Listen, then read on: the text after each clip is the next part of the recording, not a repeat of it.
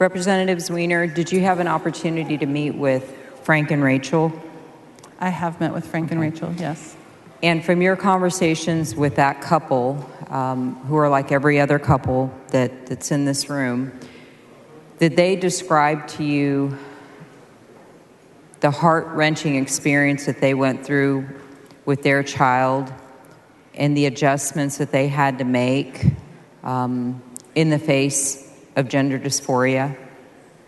Yes, they and many other families have shared their stories with me. One I've been thinking a lot about lately is a gentleman who walked up to me at a polling place last year and told me, I've been a lifelong Republican and I have a transgender teen and I don't know what's happened to the people who I thought represented me, but my family now has a plan for my wife to take my daughter to a different state if bills like this pass.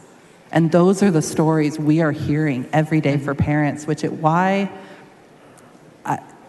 it is startling to me that we are not giving those parents more grace right now. Representative, did you have an opportunity to meet with Annalise, Anna, Ed, Lindsay? Did you have an opportunity to meet with any of those families? I have met with some of those families. Yeah. Did you feel that when they were expressing their personal life experiences with their children, that they were expressing that they wanted to harm their child in some way? No, every conversation I've had with a parent, they are doing everything they know how to defend their child. They're mama bears. There was even a documentary about some of these parents called Mama Bears because they are ferociously trying to protect their child's future. And that's the real difficult space we're in, is we are living in a moment in time where a lot of these children look at debates like we're having on the floor right now and wonder if they have a future. And so what I want those children to know more than anything from today is that regardless of how the vote goes down on this bill tonight, there are people in this chamber who are fighting for them. There are people in the gallery who are fighting for them. There are people in this building who will continue to fight for them and make sure that they have safe places to be who they are in this world.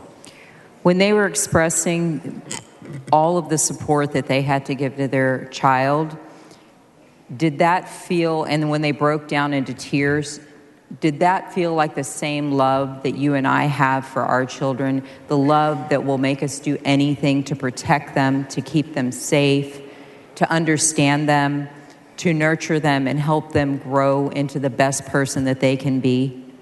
Absolutely. If I thought it would protect my child, I think I'd try to pull this Capitol apart brick by brick with my bare hands. And that's what a parent's love does.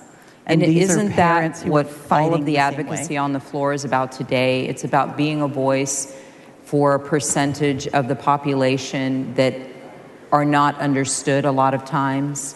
Absolutely. We do not have a transgender individual on this floor being able to be that voice. So it's our jobs to be that voice here today. Do we have any members that you know of that are supporting this bill that have ever lived that have ever walked in those shoes, that have ever had to understand that their child might be different, might not be like what they expected?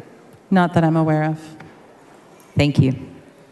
Members, I urge you to support this amendment to allow parents to still have options to support their transgender youth. Question occurs on the adoption of the Zwiener Amendment. It's a record vote. The clerk will ring the bell. So Dr. Alverson voting no.